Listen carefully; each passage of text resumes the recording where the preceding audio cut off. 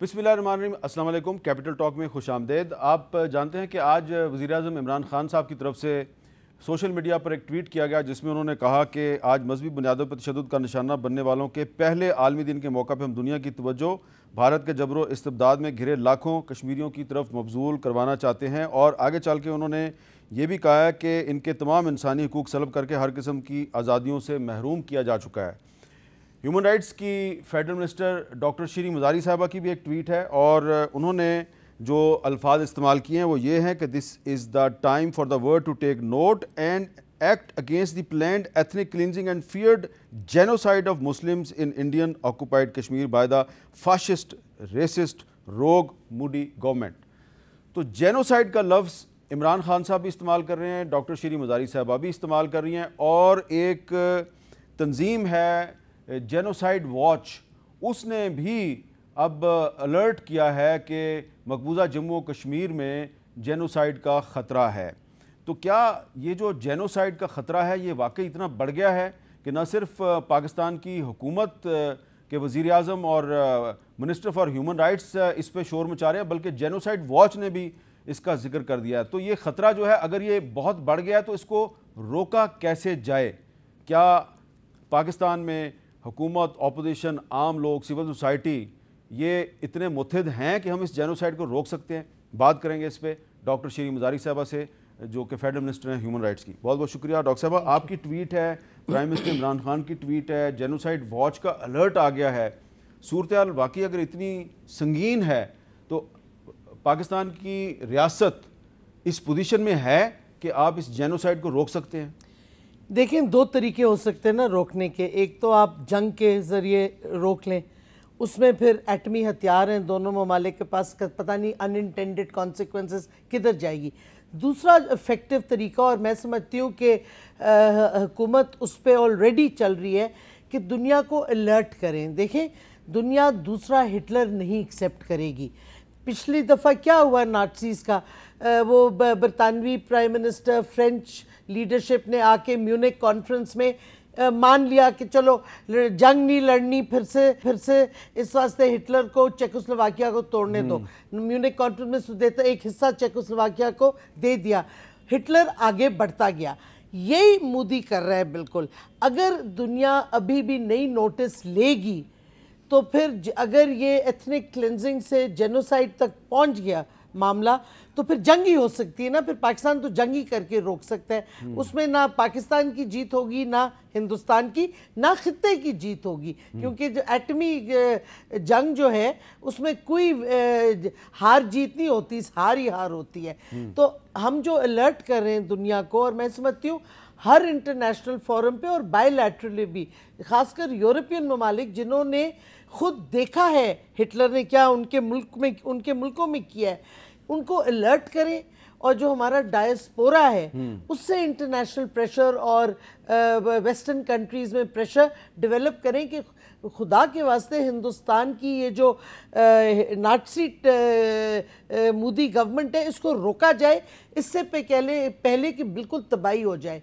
क्योंकि हमें देखें ये माइनॉरिटीज़ के ख़िलाफ़ हो रहा है, क्रिश्चियन के चर्चेज़ हिंदुस्तान में जल रहे हैं उनके ख़िलाफ़, लेकिन जो मुसलमानों के साथ ख़ासकर हो रहा है, एक तो चले ऑक्यूपाइड कश्मीर में हो रहा है वो तो हम देख रहे हैं, लेकिन जो क्वाइटली बाईपास हो रहा है 4 मिलियन हिंदुस्तान के मुसलमान शहरियों को असम में उनकी शहरियत हटा रहे हैं, ये इलीगल है। कोई मुल्क अपने सिटीजन्स को स्टेटलेस नहीं कर सकता, उसमें भी कोई नहीं कुछ बोल रहा। तो ये प्लान मुसलमानों के अब आजकल हम देख रहे हैं कि डोनाल्ड ट्रंप साहब बड़ी दिलचस्पी ले रहे हैं मसला कश्मीर में। उनकी ट्वीट आती है तो दुनिया भरती है, लेकिन ईरान के जो एक स्पिरिचुअल लीडर हैं आयतुल्लाह अली खामनेई रहबर हैं जो, तो वो उनकी भी ट्वीट है, we are concerned about Muslim situation in Kashmir, we have good relations with India but we expect the Indian government to adopt a just policy towards the Nobel people of Kashmir. इस पर ज़्यादा बात नहीं होती, इसकी क्या वजह है? इसको ज़्यादा अहमियत क्यों नहीं मिलती? ये तो आप मीडिया में हैं, आपको पता होना चाहिए। मैं तो मीडिया में नहीं हूँ। मैं समझती हूँ अहमियत देनी चाहिए, क्योंकि ये उन मुस्लिम ममालिक में तुर्की के साथ जिन्होंने बहुत स्ट्रॉन्ग सपोर्ट पाकिस्तान को और कश्मीरियों के کی ہے. بہت اتنے اور کوئی نہیں مسلم ممالک جو اس طرح کی سپورٹ لیڈرشپ ان کی دے رہی ہو. تو میں سمجھتی ہوں یہ آپ میڈیا میں آپ لوگوں کو یہ زیادہ پبلسائز کرنا چاہیے. ایک اور بھی ایشو ہے کہ مقبوضہ جموں کشمیر میں جو ظلم و ستم ہو رہا ہے اس پر تو آپ نے بالکل آواز اٹھائی ہے, لیکن کل ہم لائن آف کنٹرول کے جو علاقے ہیں وہاں پہ گئے تھے. وہاں پہ ہم نے دیکھا ہے کہ انڈین آرمی کی گنیں جو ہیں وہ شادی ہالز کو نشانہ بنا رہی ہیں, اسکولوں کو نشانہ بنا رہی ہیں, ہاسپٹلز کو نشانہ بنا رہی ہیں, چھوٹے بچوں کو نشانہ بنا رہی ہیں. میں آپ کو کچھ کلپس دکھانا چاہ رہا ہوں کیونکہ آپ ہیومن رائٹس کے منسٹر ہیں. دیکھیے ذرا, یہ زخمی بچہ ہے. السلام علیکم بیٹا, آپ کا کیا نام ہے؟ حذیب. اور بیٹا آپ کا کیا نام ہے؟ انسا. یہ بچہ دیکھیں آپ, کتنا معصوم بچہ ہے. اس کے سر پہ چوٹ لگی ہے, اس بچی کے بازو پہ چوٹ لگی ہے, اور یہ جو ایک بچہ ہے اس کی ٹانگ پہ چوٹ لگی ہے. اور ان کا والد جو ہے وہ ان کو جس بیسک ہیلتھ یونٹ یعنی کہ چھوٹے سے ہسپتال میں ٹریٹمنٹ کے لیے لے کے آیا, اس ہسپتال پر بھی انڈین آرمی نے فائرنگ کیا ہے. تو یہ جو سیڈا کے علاقے میں ہم کھڑے ہیں اور ہم پوری دنیا کو یہ دکھانا چاہتے ہیں کہ ہندوستانی فوج جو ہے وہ ان معصوم بچوں کو نشانہ بنا رہی ہے. اور اب میں آپ کو دکھانا چاہ رہا ہوں ایک گرلز کالج پر بھی انہوں نے راکٹ مارا ہے. اس وقت میں سیڈا میں ایک گرلز انٹر کالج کی عمارت کے سامنے کھڑا ہوں جس کو کہ بھارتی فوج نے اپنی شیلنگ کا اور فائرنگ کا نشانہ بنایا ہے. اس کالج کا نام ہے Sardar Sahib Khan government girls inter college سیڈا پونچھ. بھارتی فوج کی فائرنگ سے, شیلنگ سے یہ ایک گرلز انٹر کالج جو ہے اس کی چھت جو ہے, اس کا جو دفتر ہے اس کو ٹارگٹ کیا گیا ہے. اور یہ جو بھارتی مارٹر گولے کے یہ ٹکڑے آپ دیکھ رہے ہیں, تو اس میں سوچنے کی بات یہ ہے کہ بھارتی فوج جو ہے اس نے اس گرلز انٹر کالج کو ٹارگٹ کیوں کیا ہے.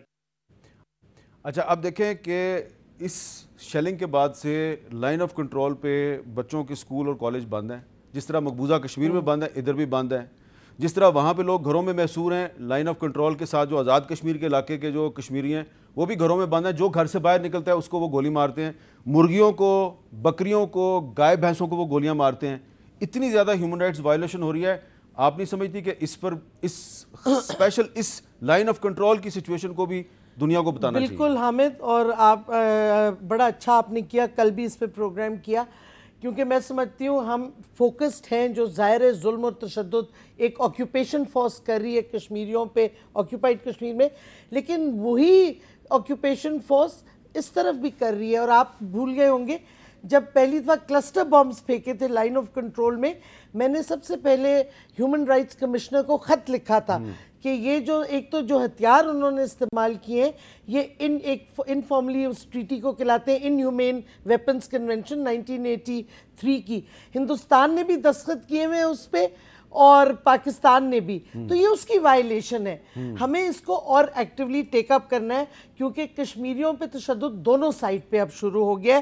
ہندوستان کی فوج کی طرف ایک ہی فوج دو سائٹ پہ تشدد کر رہی ہے. اور دیکھیں وہاں بھی وہ بچوں کو اور عورتوں کو زیادہ ٹارگٹ کر رہے ہیں. وہ پیلٹ گنز, وہ جو انہوں نے پتھر مار کے ایک بچی کا ادھر انجر کیا, تصویریں کچھ جو نکل رہی ہیں. تو میں سمجھتی ہوں ہمیں جو فورمز ہیں, تو یو این اور یہ ریگولر فورمز ہیں, لیکن ویمن رائٹس کے فورم ہیں, چائلڈ رائٹ کی کنونشن ہے, اس کے فورمز ہیں. اب وہ کل سے ہم اس کو دیکھ رہے ہیں, ڈیٹا ہم کلیکٹ کر رہے ہیں, انشاءاللہ سب کو خط لکھیں گے کیونکہ یہ ہیومن رائٹس ایشو کو ہمیں زیادہ زور سے ٹیک اپ کرنا ہے. اچھا, جو خط آپ نے پریانکا چوپڑا کے بارے میں لکھا تھا, high commissioner for human rights نہیں, وہ میں نے یونیسیف کے, اچھا یونیسیف والے کو لکھا ہے, جو وہ دوسرا والا جو ہے, تو وہ اس خط کا کوئی جواب آیا آپ کو؟ نہیں, کل بھیجا ہے. اور میں نے آج بلکہ ہماری جو ایمبیسڈر ہیں ڈاکٹر ملیہ لودھی, ان کو بھی کہا ہے کہ آپ اس کو یونیسیف کے جو ایگزیکٹو بورڈ ہے اس میں یہ پش کریں تاکہ پریشر آئے ہیڈ کو کہ ایکشن لیں, کیونکہ ہمیں یہ ہو چکا ہے پہلے, گڈ ول ایمبیسڈرز کو ہٹایا گیا ہے. آپ کو ریسنٹلی یاد ہوگا جب بہت سے انکلوڈنگ مسلم ممالک اور ممالک نے بھی, انہوں نے وہ ونڈر وومن کا جو پورا کانسیپٹ تھا اس کو ایک ایمبیسڈر, یہ گڈ ول ایمبیسڈر بنایا, پروٹیسٹ سے اس کو ہٹایا گیا. تو یہاں تو ایک ایسی ایمبیسڈر بنائی ہے جو جنگ کو سپورٹ کر رہی ہے اور جو تشدد کو سپورٹ کر رہی ہے. تو اس کو فوری طور پہ ہٹانا چاہیے. اچھا تو اس پہ ہندوستان میں تو کافی آپ کی جو لیٹر ہے اس پہ کافی وہاں پہ تو کافی ریاکشن آیا یعنی کہ لیکن آپ کو وہاں سے بھی جواب نہیں آیا؟ ابھی نہیں آیا جواب, بٹ ہم امید رکھتے ہیں جلد آئے گا. اچھا اب یہ بتائیے کہ یہ جو اب آپ کی حکومت کا خاص طور پہ پرائم منسٹر کا جو ایک سٹانس سامنے آیا ہے کہ جی بھارت سے بہت مذاکرہ, انہوں نے انٹرویو دیا نیو یارک ٹائمز کو, اب مذاکرات کا کوئی فائدہ نہیں ہے, تو کیا اگر مذاکرات نہیں ہوں گے تو پھر یہ سیٹلمنٹ کیسے ہوگی؟ جو ٹرمپ صاحب کی ٹویٹس اور ان کے بیانات کو اتنی اہمیت مل رہی ہے تو وہ بھی تو آپ کو کہہ رہے ہیں مذاکرات کریں, تو اگر آپ مذاکرات نہیں کریں گے تو کیا ہوگا؟ ہمیں مذاکرات آپ اس وقت کرتے ہیں جب دوسری طرف کچھ ہوش میں ایکشنز لیتی ہے. ایک حکومت جس نے کلسٹر بمز استعمال کیے, ایک حکومت جس نے پورا کرفیو لگا دیا, آج 18واں دن ہے اس کرفیو کا, ایک حکومت جو مسلمانوں کو ہندوستان میں بھی ایتھنک کلینزنگ کر رہی ہے, ان کی شہریت ختم کر رہی ہے, اور جو تشدد ادھر ہو رہا ہے آکیوپائڈ کشمیر میں, اور جو جیسے آپ نے دکھایا across the line of control, ایک حکومت جس کا ایجنڈا اور آئیڈیالوجی نازیز کی طرح ہے, ایتھنک کلینزنگ اور جینوسائیڈ. آپ کیسے اس سے بات کر سکتے ہیں جب تک دنیا اس پہ پریشر نہ ڈالے کہ کرفیو اٹھائے, اپنی فوجوں کو بیرکس میں بھیجے, ہیومن رائٹس کی وائلیشنز ختم کرے. یہی تو بات چیت میں جنگ عظیم دوسری شروع ہو گئی تھی کہ جی ہٹلر سے بات چیت کرو. میونک کانفرنس میں بات چیت کر کے ہٹلر کو گو ہیڈ ایفیکٹولی دے دیا کہ یورپ میں تشدد کرے. پھر آپ نے دیکھ لیا اب وہ ڈیٹینشن کیمپس جو اسام میں بنا رہے ہیں مسلمانوں کے لیے, اس میں اور کنسنٹریشن کیمپس میں کیا فرق ہے؟ اچھا آپ نے یہ جو اتنی اچھی آپ نے ایک اس کو ایکسپلین کیا ہے, جو آر ایس ایس کے بہت سے لیڈر ہیں ان کی اگر آپ بکس پڑھیں تو وہ تو ہٹلر کو پریز کرتے ہیں, اس کو آئیڈیلائز کرتے ہیں, تو ان کی کتابوں کے حوالے دیکھیں اور پھر جو انہوں نے جس طرح سمبل بھی وہی ہے, کنسنٹریشن کیمپ بھی اسی طرح بنائے ہوئے ہیں جس طرح انہوں نے اس وقت بنائے تھے. تو یہ ساری ڈیٹیل آپ ٹرمپ صاحب کو اور باقی جو اس وقت ان کے انڈیا کے شہر میں گرفتار مغربی لیڈر ہیں ان کو کیوں نہیں دیتے آپ؟ پرائم منسٹر صاحب نے غالباً ٹرمپ سے جب بات کی تھی تو ان کو بتایا تھا ان کی نازی آئیڈیالوجی کا, اور پرائم منسٹر صاحب نے, میں سمجھتی ہوں انٹرویوز میں, اپنے سوشل میڈیا پہ, ٹویٹر پہ یہ بار بار وہی میسج دے رہے ہیں دنیا کو کہ اٹینشن کریں, یہ وہی آئیڈیالوجی ہے, ریفرنسز دے رہے ہیں. بلکہ ہراٹس نے کچھ سال پہلے ایک آرٹیکل لکھا تھا جس میں کمپیریزن کیا تھا, وہ بھی ٹویٹ کیا, وہ پرائم منسٹر صاحب نے بھی اس کو ٹویٹ کیا ہے, 2 دفعہ بلکہ کیا انہوں نے. تو یہ حکومت کر رہی ہے یہ میسج, میرا خیال میں بار بار جب جا رہا ہے تو ویسٹرن ممالک نگلیکٹ کرنا ان کے لیے ذرا مشکل ہوگا. اچھا کیونکہ آپ ہیومن رائٹس کی منسٹر ہیں, تو اگر آپ کے ساتھ ہم ساری گفتگو میں یہ آپ سے نہ پوچھیں کہ پاکستان میں ہیومن رائٹس کے لیے اس وقت آپ کے خیال میں سب سے بڑا چیلنج کیا ہے, تو میرا خیال ہے بڑی زیادتی ہوگی اگر آپ سے یہ نہ پوچھیں. دیکھیے ہمارے بہت سے چیلنجز ہیں, بٹ ہمارا انفورسڈ ڈس اپیئرنسز کا بالکل چیلنج ہے, اس پہ ڈائیلاگ چل رہی ہے سارے اسٹیک ہولڈرز کے ساتھ. بل ہمارا تیار ہے, لا منسٹری میں ہے. ہمارا چیلنج ہے کہ ہم اپنے جو مارجنلائز لوگ ہیں ان کو کیسے مین سٹریم میں لائیں. ہم نے ٹرانسجنڈر قانون انفورس کرنا شروع کر دیا ہے. ہماری پولیس سینسٹائزیشن اگلے ٹیوزڈے منگل کو شروع ہو رہی ہے ٹرانسجنڈرز پہ. چائلڈ ابیوز کا آپ کو یاد ہوگا ہم نے بہت ساری اویئرنیس کی ویڈیوز چلائی ہیں. اب سکول کھل گئے, ہم سکولز میں جائیں گے. تو یہ child abuse, women's inheritance rights, بہت سے ایشوز ہیں. لیکن اس کے ساتھ ساتھ ہم نے پروگریس بھی بڑا کیا ہے. ہمارے کئی قوانین بہت پروگریسو ہیں انکلوڈنگ ٹرانسجنڈر کا, اور ہم ان ملکوں میں سے ہیں جو اپنے مائنورٹیز کو ان کے پرسنل لاز علیحدہ دیتے ہیں. ہندو میرج ایکٹ آ گیا ہے, Christian marriage and divorce bill cabinet نے اس ٹیوزڈے کو ان پرنسپل اپروو کیا ہے. ڈیلے ہماری طرف سے نہیں تھا, ڈیلے کرسچن کمیونٹی کی طرف سے تھا, ان کے سیکٹیرین آپس میں فیصلے. اچھا آپ ایک بہت اچھا انیشیٹو آپ نے لیا تھا جرنلسٹ پروٹیکشن بل کا, وہ کہاں پہنچا؟ حامد آپ کی بہت کنٹریبیوشن تھی اس میں. ایک ڈیبیٹ چل رہی ہے, وہ بھی انفیکٹ اب لائرز سے ہم نے کہا ہے ڈرافٹ کر دیں. وہ کمیٹی جو آپ نے سجیسٹ کی تھی کانفلکٹ اس کی, اس کی کس طریقے سے بننی تھی، اس پہ ڈیبیٹ تھی، وہ بھی انشاءاللہ تیار ہو جائے گا. اور جو آپ نے اور بھی سجیشنز دیے ہم نے انکلوڈ کر لی، اور آپ کو پتہ ہے بہت کمپریہنسو ہے. اس میں انشورنس ہے، ان میں میڈیا اونرز پہ بھی رسپانسبلٹیز ہیں، انشورنس اور پیمنٹس اور یہ پروٹیکشن آف سورسز بھی آپ کو یاد ہوگا. تو انشاءاللہ وہ بھی ہے. ہم نے اولڈ ایج بل کی بھی کیبنٹ نے ان پرنسپل اپروول دے دیے اولڈ پیپل کے لیے، تاکہ ان کی پروٹیکشن ہو، ان کو فیسیلیٹیٹ کیا جائے. تو بہت سی تھنگز ہیں ان دا، بٹ آپ کو پتہ ہے پارلیمنٹری سسٹم میں قوانین بننا ٹائم لگتا ہے، کوئی کمیٹیز میں رک جاتے ہیں، کوئی کہیں اور. اچھا، اور پارلیمنٹری سسٹم میں جو اپوزیشن ہے اس کی بھی ایک اہمیت ہوتی ہے.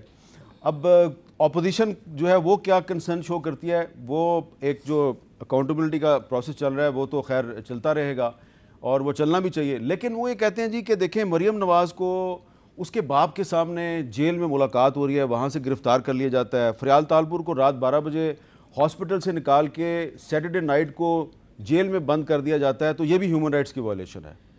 حامد، اول تو نیب ہمارے کنٹرول میں نہیں ہے سیریسلی، اور نہ کیسز ہم نے انیشیٹ کیے، یہ کیسز پہلی حکومتوں نے انیشیٹ کیے.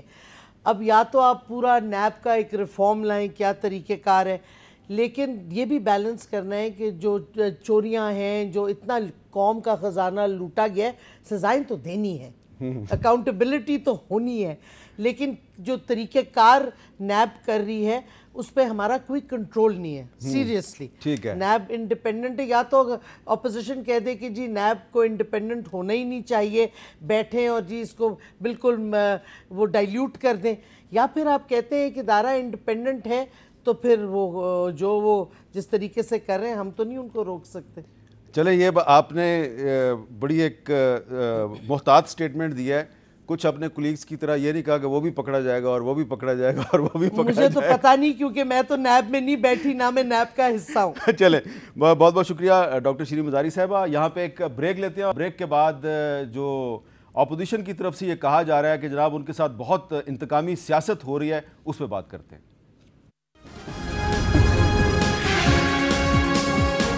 اور اب ہم بات کریں گے حکومت اور اپوزیشن کے تعلقات پر. آج بھی مسلم لیگ نون کے رہنما کیپٹن ریٹائرڈ صفدر کے خلاف ایک اور مقدمہ درج ہو گیا، اور دوسری طرف پاکستان پیپلز پارٹی کے جو بہت سے سینئر رہنما ہیں ان پر بھی روزانہ مقدمات بن رہے ہیں. اور روزانہ نیب کی طرف سے کہا جا رہا ہے جی کہ اس کو نئی لیڈیں مل رہی ہیں، کو بہت بڑا بریک تھرو ہونے والا ہے. لیکن ایک سوال بڑا اہم ہے کہ پچھلے دنوں جو اسلام آباد میں آل پارٹیز کانفرنس ہوئی، اس میں نہ تو شہباز شریف صاحب شریک ہوئے اور نہ ہی بلاول بھٹو زرداری صاحب شریک ہوئے.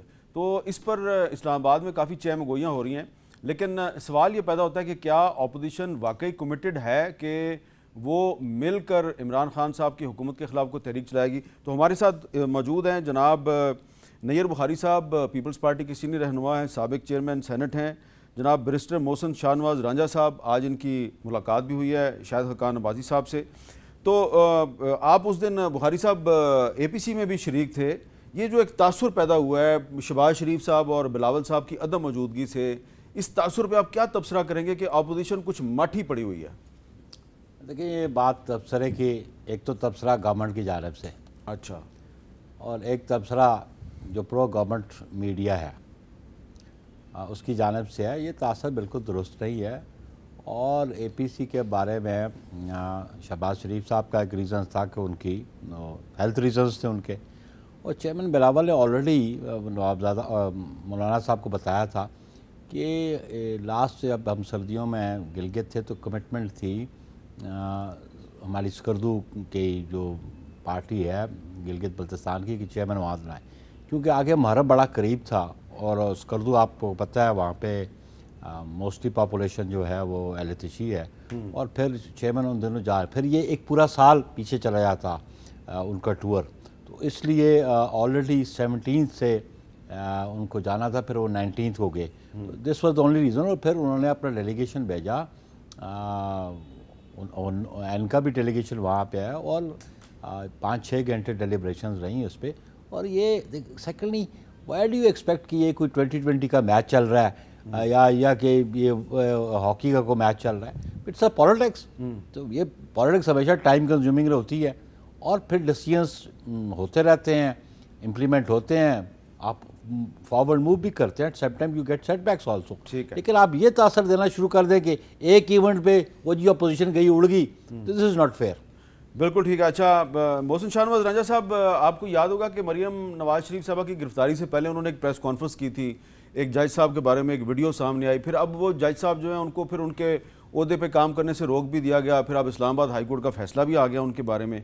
لیکن اب جو نون لیگ نے جو عدالت میں موقف اختیار کیا تو ایسا لگ رہا ہے کہ اس پہ شہباز شریف صاحب بھی اس ویڈیو کے بارے میں کہہ رہے ہیں جی مجھے اس کا نہیں پتہ, اور مریم نواز شریف صاحبہ کے وکیل نے بھی کہا جی یہ تو ناصر بٹ صاحب لے کے آئے تھے, ہمیں نہیں پتہ. تو نون لیگ اس کو ڈس اون کر رہی ہے. نہیں دیکھیں, ڈس اون نہیں کر رہے ہم حامد صاحب. اس میں ایک چیز بڑی کلیئر ہے کہ جو ویڈیو بنانے والا بندہ ہے وہ تو ہم نہیں ہے نا, ہمیں تو ویڈیو دی گئی, پرووائڈ کی گئی ایک بندے نے کہ جی یہ ویڈیو ہے اور یہ میرے پاس ہے, جی یہ ویڈیو دیکھ لیں, اور ہم نے وہ اس کی دی گئی ویڈیو جو ہے وہ چلوا دی. تو اس میں اگر ایف آئی اے کا یہ پروگرام ہے کہ ہمیں امپلیکیٹ کیا جائے اور ہمارے خلاف فوجداری کارروائی کرائی جائے, تو ہم نے اپنے وکلاء کے ساتھ اپنا جو رول ہے وہ قانونی طریقے سے لے کے چلنا ہے نا. تو دیکھیں اگر عمران خان صاحب الیکشن کمیشن میں مینٹینیبلٹی کی گراؤنڈ کے اوپر 11 بینک اکاؤنٹ والا جو کیس ہے اکبر ایس بابر والا, اس کو لٹکا دیتے ہیں اور باقی جگہوں پہ جا کے پھر قانون کا سہارا لے کے ڈیفیمیشن کے کیسز میں جواب نہیں داخل کرتے, تو ہمارا بھی حق بنتا ہے کہ ہم اپنا جو ڈیفینس ہے اکارڈنگ ٹو دا لا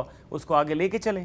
تو یہی ہو رہا ہے, اس میں کوئی ایسی چیز نہیں ہے اس کو ڈس اون کیا ہے. بنانے میں ہمارا رول نہیں ہے, بنوانے میں ہمارا رول نہیں ہے, اور ہم نے وہی بات کی ہے. ناصر بٹ جو ہے وہ بیٹھا ہوا ہے, وہ اون کر رہا ہے. آپ ناصر بٹ سے رابطہ کریں, ایف آئی اے کی ٹیم کو بلکہ جانا چاہیے اور وہاں پہ ہائی کمیشن کو اس کو اسسٹ کرنا چاہیے. ناصر بٹ وہاں پہ بیٹھ جائے, ایف آئی اے والوں اگر اس کو کوئی خطرہ ہے پاکستان آنے سے تو کانفرنس ویڈیو کانفرنس کے تھرو اس کا بیان ریکارڈ کر لیں. اچھا, اس پہ شیخ رشید صاحب نے بھی آج ایک تبصرہ کیا, ذرا راجہ صاحب وہ سنیں پھر آپ کا اس پہ تبصرہ مانگتے ہیں. میں آپ کو کہہ چکا ہوں کہ یہ جو ہے یہ ویڈیو مروائے گی ان کو. میں کہہ چکا ہوں کہ شہباز میری پارٹی کا آدمی ہے, سمجھدار ہے, لیکن وہ پھنس گیا ہے. ایک طرف اس کا خون ہے, دوسری طرف اس کی سیاست ہے. نہ وہ خون کو بچا سکے گا, نہ سیاست کو بچا سکے گا, اور یہ نہ ہو کہ ڈیش ڈیش ڈیش. یہ ڈیش ڈیش ڈیش کا کیا مطلب ہے؟ دیکھیں شیخ رشید جو ہے نا یہ بڑی پریگمیٹک اپروچ سے بعض دفعہ بات کرتا ہے. وہ بات یہ کر رہے ہیں کہ شہباز شریف صاحب کی ایک اپروچ اپنی ہے اور وہ ہمیشہ سے پارٹی میں بھی حالات کے مطابق, صورتحال کے مطابق اپنی حکمت عملی بناتے ہیں, اور وہ کہتے ہیں کہ سیاستدان وہ ہوتا ہے جو راستہ تلاش کرے. تو کوئی نہیں بات, ہر جگہ پہ یہ بات ہوتی ہے, موقف ہوتا ہے. یہ بات وہ ان کی جو یہ آرگومنٹ ہے اس کی بات کی بنیاد کے اوپر شیخ رشید صاحب نے یہ بات کی ہے. لیکن جو بات ہے کہ اس ویڈیو والے کیس میں دیکھیں آپ, ایک بڑی قانون کلیئر ہے کہ اگر آپ ویڈیو بنا رہے ہیں کسی کو بتائے بغیر, تو پھر جو سائبر کرائم ہے, جو سائبر لاز ہیں, اس کے نیچے آپ آ کے آپ کا رول بنتا ہے. اگر آپ کو ایک ویڈیو دے دی جاتی ہے اور کہا جاتا ہے کہ جی یہ ویڈیو ہے, یہ بنائی میں نے ہے, جی یہ ویڈیو ہے, یہ چلوا لیں, دیکھ لیں, اور میں پارٹی کا ایک بڑا وفادار آدمی ہوں, میں سمجھتا ہوں کہ میری قیادت کے ساتھ دھوکہ ہوا ہے, زیادتی ہوئی ہے, اور آپ at the spur of the moment وہ ویڈیو جو ہے اس کے اوپر آپ فیصلہ کرتے ہیں کہ جی ویڈیو عوام کے آگے بھی آنی چاہیے. نہ آپ اس کے بنانے والے ہیں, نہ آپ اس کو اسسٹ کرنے والے ہیں, نہ آپ اس کو ایڈ اینڈ بیٹ کرنے والے ہیں. تو آپ کا تو رول صرف یہ ہے کہ آپ نے وہ عوام کے آگے دکھائی کہ یہ بندہ ہے, اس نے یہ ویڈیو بنائی ہوئی ہے, اور وہ بندہ خود اس ویڈیو میں موجود ہے. تو اب ناصر بٹ صاحب جو ہیں وہ یو کے میں ہیں. میں تو یہ سمجھ رہا تھا کہ ایف آئی اے بجائے کہ سپریم کورٹ میں یہ جواب داخل کرتی کہ شہباز شریف صاحب نے یہ کہا کہ تو پہلے دن سے واضح ہے کہ نہ ویڈیو انہوں نے بنائی نہ انہوں نے بنوائی. ناصر بٹ اس کو اون کرتا ہے, ایفیڈیوٹ جج کا ہے. ناصر بٹ کو آپ وہ باہر بیٹھے ہیں, آپ جا کے ان کو وہاں پہ ملیں, آپ ویڈیو لنک کے تھرو ان کو ملیں, ہائی کمیشن کے تھرو ان کو انگیج کر لیں, ان کا بیان ریکارڈ کریں کہ انہوں نے ویڈیو کہاں بنایا, ان کے قبضے سے ویڈیو لے لیں, ویڈیو کی اوتھینٹسٹی وہاں پہ کسی کمپنی سے چیک کرا لیں جس کی ورلڈ دنیا میں جس کی رینکنگ اچھی ہو. وہاں پہ اسکاٹ لینڈ یارڈ کی جو ہے یہ کمپنیز بیٹھی ہیں جو چیک کر دیتی ہیں کہ اس کی اوتھینٹسٹی کیا ہے. تو ان میں سے کسی کمپنی کو وہیں پہ انگیج کریں ایف آئی اے والے, بجائے کہ یہاں پہ کورٹ میں یہ کہا کہ اس نے یہ کہا, ٹائم بھی ضائع کیا. آپ سیدھی گو اینڈ ہٹس دا بولا ہے. اچھا, اب نیئر بخاری صاحب یہ بتائیں کہ اب جو اپوزیشن تمام جو ہے متحدہ اپوزیشن جو اے پی سی کا حصہ ہے, اس کی آئندہ حکمت عملی کیا ہے؟ کیونکہ مولانا فضل الرحمان صاحب نے جو پچھلے دنوں ایک کوئٹہ میں جلسہ کیا تھا تو انہوں نے عمران خان صاحب سے کہا تھا اگست کے مہینے میں استعفیٰ دیں, ورنہ پھر ہم اکتوبر میں آپ کے خلاف اسلام آباد کی طرف لانگ مارچ کریں گے. اور ہمیں یہ اس وقت یہ پتہ چلا کہ جی انہوں نے یہ اپنی طرف سے اپنا اعلان کیا, ان کی اپنی پارٹی کا موقف ہے. اب اے پی سی کا موقف اس حوالے سے کب تک سامنے آئے گا؟ देखिए मीर साहब, बिलाशुबा इस पे बात मौलाना साहब से हमारी क़यादत की भी हुई, हमारी बात भी हुई कि वो विदाउट कंसल्टेशन उनकी अपनी जमात का फ़ैसला था अक्टूबर का, लेकिन जब ये फ़ैसला करना है कि हमने एहतजाज कब शुरू करना है तो ये फिर ये APC की जो लीडरशिप है वही डिसीजन लेगी।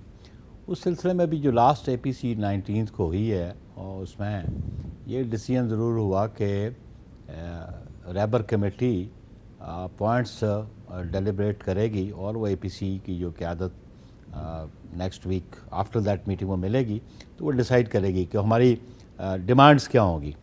और उस पर हर पार्टी को हमने ये कहा कि अपनी इनपुट लेके आए। जो 26 तारीख को रैबर कमेटी की मीटिंग है और इस 26 तारीख की मीटिंग में वो सारी डेलिब्रेशंस करके अपनी रिकमेंडेशंस APC के लिए रखेगी और जो एक APC उसको अप्रूवल देगी और फिर उस पर अनाउंस। हमने ये भी कहा कि ये जो अनाउंसमेंट आएगी, ये जो लीडरशिप है APC की, जो कंपोनेंट्स पार्टीज़ हैं, उनकी लीडरशिप की मौजूदगी में अनाउंसमेंट हो, चाहे वो लॉन्ग मार्च है, चाहे वो धरना है, चाहे what ever agitation it is, लेकिन डिसीजन APC की लीडरशिप बैठ के करे और वो सब मौजूद हों, उसकी अनाउंसमेंट आए।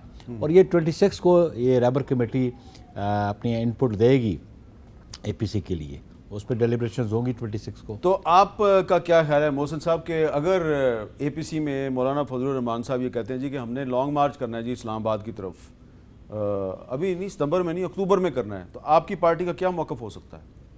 देखिए, ये तो पार्टी की जो हमारी सेंट्रल वर्किंग कमेटी है, अल्टीमेट डिसीजन तो उनका होगा। मैं तो भी उसके बारे में एक प्रीएम्प्ट ही कर सकता हूँ, जो कि मेरी अपनी ज़ाती राय है।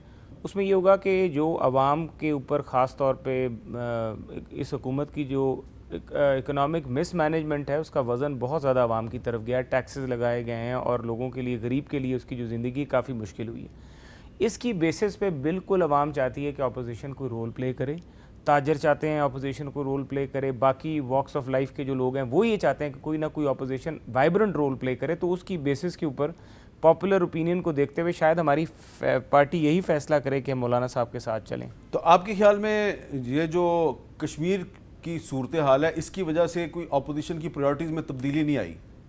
देखिए, कश्मीर की सूरत हाल की वजह से तो जहाँ तक कश्मीर या डिफेंस का मामला है, वहाँ पे तो अभी हम ये तवक्को करते हैं कि अक्टूबर तक ये चीज़ें काफ़ी सेटल डाउन हो जाएंगी और सैनिटी विल प्रिवेल इंशाल्लाह। मैं ये समझता हूँ कि दोनों न्यूक्लियर पावर्स हैं और कोई इस तरह की सूरत हाल नहीं पैदा होगी कि ये जंग की तरफ सूरत हाल जाए। और लोग जो हैं, सेन माइंड्स जो हैं, इंटरनेशनली भी लोकली भी वो एक अच्छा रोल प्ले करेंगे और हमें मौका मिलेगा कि हमारा जो इस हुकूमत का जो महंगाई का तूफ़ान जो इसका बर्पा किया हुआ है, हम उसके ऊपर अपना केस बिल्डअप करने में कामयाब हो जाए और ये कश्मीर वाला इशू उस वक्त तक वैसे भी सेटल हो जाए। आप इत्तेफाक करते हैं इनसे कि कश्मीर का मामला सेटल हो जाएगा जल्दी?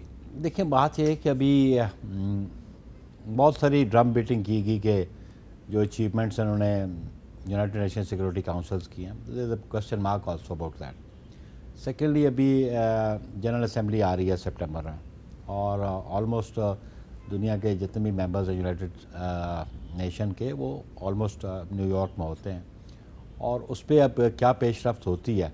लेकिन वो जो सेन एलिमेंट है वो समझते हैं इंटरनेशनली भी कि जंग इज़ नो सोल्यूशन, ये इससे हल नहीं होगा और इसको बायलैटरल टॉक्स के ज़रिए या थ्रू मीडिएशन इसको रिजॉल्व होना है। लेकिन एक बात आप ज़रूर मीर साहब ज़हन में रखें, अभी जो 370 आर्टिकल उन्होंने रिपील किया, आप देखें कि रेजोल्यूशंस हमारे 1948 के और इंडिया का कॉन्स्टिट्यूशन 1951 में आया। उस वक्त के लेजिस्लेटर्स ने ये एडमिट किया कि it is a disputed place. Dispute अगर ना होता तो ये प्रोविजन 370 वाली 1951 में ना आती। आज 70-72 साल के बाद उन्होंने इसको रिपील कर दिया। तो फिर जो उनके जो पायनियर्स थे इस कॉन्स्टिट्यूशन के, उनकी पॉलिसीज से वो डेविएट भी कर गए। लेकिन पाकिस्तान का आपने एक मौका रहा कि हम अब तो उन्होंने इसको एक बॉर्डर खींच दी ना LOC को। तो ये इंटरनेशनल फोरम्स पे, और मैं समझता हूँ कि ह्यूमैनिटेरियन ग्राउंड्स पे भी इंटरनेशनल कम्युनिटी को ज़रूर देखना चाहिए कि जो बर्बरियत वहाँ हो रही है और कोई पॉजिटिव रिस्पांस नहीं आ रहा, जो जिससे कोई रिज़ल्ट ओरिएंटेड बात सामने आए। So for it is not, लेकिन लेट्स होप फॉर इट کہ ابھی آج کل خامنہ ای صاحب کی اسٹیٹمنٹ ایک فورسفل بڑی امپورٹنٹ ہے. ہم ٹرمپ کی اسٹیٹمنٹ کو زیادہ اہمیت دیتے ہیں, میرے خیال سے علی خامنہ ای صاحب کی اسٹیٹمنٹ اس سے زیادہ امپورٹنٹ ہے, اور particularly in Muslim world it is very important.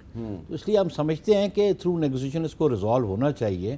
اور انڈیا خود کیا ہوا ہے یونائٹڈ نیشنز میں, پاکستان نے انیشیٹو تو نہیں لیا تھا, انڈیا نے خود اس کو ڈسپیوٹڈ رکھ کے 370. لیکن جو رانجھا صاحب کہہ رہے ہیں کہ بہت جلد کشمیر کا معاملہ جو ہے وہ سیٹل ہو جائے گا, آپ اس سے اتفاق کرتے ہیں؟ آئی ڈونٹ تھنک سو کہ اتنا جلد وہ سیٹل ہوگا, ٹائم کنزیومنگ ہے, لیکن بھی یہ سمجھتے ہیں کہ امیکیبلی سیٹل ہونا بہت ضروری ہے. جی کچھ میں اس پہ یہ بات کر رہا تھا کہ جنگ کا معاملہ, جنگ کا معاملہ, نیگوسیشنز یا بات چیت یا بائلیٹرل ٹاک وہ چلتا رہے گا. جو باقی ہمارا, آپ کے خیال میں ہندوستان اور پاکستان کی جنگ نہیں ہوگی؟ بالکل میں یہ سمجھتا ہوں کہ یہ اس خطے کے مفاد کیونکہ ٹرمپ بیچ میں آ گیا. ٹرمپ نہیں بیچ میں آیا, ویسے نیوکلیئر ہیں دونوں ممالک, اور یہ تباہی بہت ہوگی. آپ کی گفتگو سے لگ رہا ہے کہ آپ کے خیال میں اس ٹینشن کا فائدہ عمران خان کو ہوا زیادہ؟ دیکھیں ان کو ایک ظاہر ہے, وہ جس طرح آپ نے کہا کہ کشمیر کے ہوتے ہوئے آپ کس طرح کریں گے, تو ہم چاہ رہے ہیں کہ یہ معاملہ جو ہے جنگ والا نہ ہو, تاکہ ہمیں کشمیر والے معاملے سے ہٹ کے جو مہنگائی اور یہ باقی ملک میں ہو رہا ہے اس کے اوپر بات کرنے کا موقع ملے. جی اچھا, اب آپ دونوں کا بہت بہت شکریہ. اس پہ ایک بریک لیتے ہیں, بریک کے بعد ہم نے بات کرنی ہے کہ کراچی میں جو ایک کچرے کی صفائی کا مسئلہ ہے, اس پہ 3 بڑی پارٹیوں میں ابھی تک معاملات جو ہیں وہ بڑے کشیدہ ہیں. حالانکہ ہم نے کچھ ہفتے پہلے ان کی آپس میں سیٹلمنٹ کرا دی تھی, انہوں نے پوری دنیا کے سامنے یہ وعدہ کیا تھا وہ ایک دوسرے سے تعاون کریں گے, لیکن وہ اب آپس میں دوبارہ لڑ رہے ہیں. کیوں لڑ رہے ہیں اس پہ بات کریں گے وقفے کے بعد.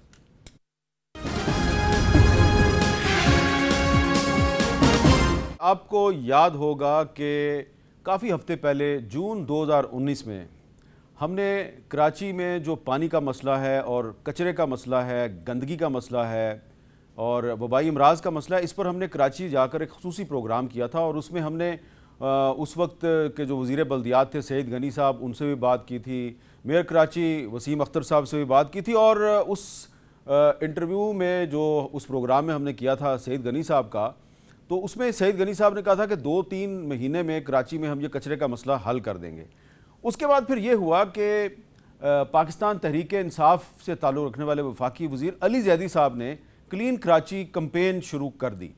تو جب ان کی کلین کراچی کمپین شروع ہوئی تو دوبارہ ہم پھر کراچی گئے اور ہم نے علی زیدی صاحب کو, سعید غنی صاحب کو, وسیم اختر صاحب کو اور سول سوسائٹی کے کچھ اہم افراد کو اکٹھا کیا, اور کراچی میں ہم نے ایک دوبارہ خصوصی پروگرام کیا.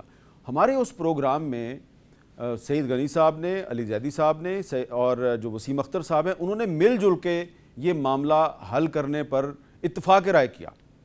لیکن اب آپ دیکھیں کہ وہ اتفاق رائے ٹوٹ گیا. اب نہ صرف یہ کہ جو وسیم اختر صاحب ہیں اور مصطفیٰ کمال صاحب ہیں ان کی ایک لفظی جنگ شروع ہو چکی ہے, بلکہ سعید غنی صاحب اور تحریک انصاف کی جو لیڈرشپ ہے ان کے درمیان بھی کافی معاملات خراب ہیں. تو اب جب کہ علی زیدی صاحب یہ خط لکھ رہے ہیں 19 اگست کو, وہ انہوں نے خط لکھا ہے سندھ کی حکومت کو کہ آپ ہمیں بتائیے کہ officially and publicly notify the list of identified GTS sites in all 6 districts with capacity of each GTS in metric tons. یعنی GTS کا مطلب یہ ہے کہ جو جہاں پہ کچرا جو ہے آپ جا کے ڈمپ کریں گے, تو ڈمپنگ سائٹس کے بارے میں. تو یہ خط لکھا ہے انہوں نے, ان کا رائٹ ہے. لیکن یہ معاملہ تو ہم نے جو کراچی میں پروگرام کیا تھا 4 اگست کو, اس میں معاملہ طے ہو گیا تھا. اور کیسے طے ہو گیا تھا ذرا سنیں. اس میں ہم تو اس وقت جو ہے وہ 6 کے 6 ڈسٹرکٹس ہیں اس میں کام کر رہے ہیں. اب جو بیک لاگ ہے کچرے کا زیادہ وہ ڈسٹرکٹ ویسٹ میں ہے, کورنگی میں, اور سینٹرل سے تو کافی سارا ہم نے کلیئر کر بھی لیا, لیکن کورنگی اور ویسٹ میں کہیں ابھی بھی ہے. تو اب یہ تو پلان کے حساب سے کہاں مزید ہماری مدد چاہتے ہیں ہم تو وہ کرنے کو تیار ہیں. ویسے آپ جیسے آپ نے شاہد عبداللہ صاحب کو ایک بہت اچھی خبر دی ہے, کیونکہ 2 مہینے پہلے مجھے لگ رہا تھا کہ شاید آپ کے لیے مشکل ہے, لیکن آپ کافی امپروومنٹ دکھائی آپ. جو کچرا اٹھے گا سعید بھائی وہ جا کے لینڈ فل میں ڈالنے میں تو آپ کو کوئی اعتراض نہیں؟ نہیں بالکل کوئی اعتراض نہیں ہے. لینڈ فل سائٹ پر کہہ دیا ہے ہم نے ان کو ہم نے کہہ دیا ہے پہلے سے. تھینک یو کہہ رہے ہیں آپ, بڑی مہربانی, پہلے سے کہہ دیا ہے. دیکھیں ان کی بات ملا کے تھینک یو کریں. نا وہ بھائی کوئی ہمارا بھی شہر ہے, واہ جی واہ, بہت اچھی بات ہوئی ہے جی, ایک اچھی بات ہوئی ہے. انہوں نے ایک بات کی ہے, انہوں نے تھینک یو کیا ہے. پہلے ہی مجھے جب فون کیا تھا MD solid waste management board نے کہ جی وہ کچرا جو ہے وہ یہ لائیں گے, میں نے کہا جی لائیں تو موسٹ ویلکم, ان کو بالکل اجازت ہونی چاہیے, کیوں نہیں ہوگی. اب سارے کچرا اگر نکال لے کر کہاں جائیں گے, یہ تو جگہیں تو 2 ہی ہیں شہر میں نا, تو ان کو وہاں لے کے جانا ہے, بالکل لے کے جائیں. अब आपने देखा कि अली जैदी और सईद गनी साहब के दरमियान क्या बात हुई। लैंडफिल साइट जो है, लैंडफिल साइट, उसका नाम लिया अली जैदी साहब ने और सईद गनी साहब ने कहा कि बिल्कुल आप वहाँ पे कचरा डंप कर सकते हैं, लेकिन वहाँ पे कचरा नहीं गया, कचरा इधर उधर जाता रहा। और एक बात और भी बड़ी अहम है कि सईद गनी साहब ने जिस दिन ये कमिटमेंट दी 4 अगस्त को हमारे प्रोग्राम में, उसके 24 घंटे के अंदर अंदर उनसे सिंध की वजारत बल्दियात ले ली गई। तो ये हमारा एक बहुत बड़ा इनिशिएटिव था जिसमें कि वज़ीर आला सिंध मुराद अली शाह साहब भी शरीक थे। और ज़ाहिरी बात है जो सईद गनी साहब ने जो भी गुफ्तगू की वहाँ पे, वो मुराद अली शाह साहब की नुमाइंदगी कर रहे थे वहाँ पे, लेकिन फ़ौरन ही जो सईद गनी साहब हैं उनसे वजारत बल्दियात ले ली गई।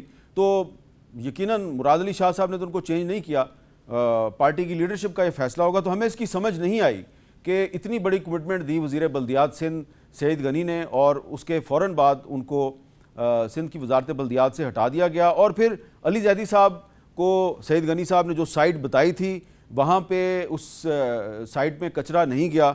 और बाद में अली जैदी साहब जो हैं वो खतूत भी लिख रहे हैं। वसीम अख्तर साहब ने वहाँ जो गुफ्तगू की थी, तो वो गुफ्तगू जो थे वो यही थी कि फेडरल गवर्नमेंट और सूबाई हुकूमत और जो कराची की डिस्ट्रिक्ट गवर्नमेंट है, इसको मिलजुल के काम करना है। वो स्पिरिट भी हमें नज़र नहीं आ रही। तो हम अब तनकीद तो नहीं करते, लेकिन इन तीनों बड़ी पार्टियों से एक दफ़ा फिर गुजारिश करते हैं, तहरीक इंसाफ से, पीपल्स पार्टी से और मुत्तहिदा कौमी मूवमेंट पाकिस्तान से, कि आपने जो 4 अगस्त को कौम को कमिटमेंट दी थी उस कमिटमेंट पे अमल दरामद करें, लड़ने की बजाय लेट्स क्लीन कराची। इजाज़त दीजिए। मुझे तो आप जानते ही होंगे, मेरा नाम है मिस्टर जीम। अरे अभी तक आपने मेरा चैनल सब्सक्राइब नहीं किया? अरे भाई फौरन सब्सक्राइब बटन पे क्लिक करके मेरा चैनल सब्सक्राइब करें और हाँ, बेल आइकन पर लाजमी क्लिक करें ताकि आपको मेरी आने वाली तमाम वीडियोस की अपडेट मिलती रहे।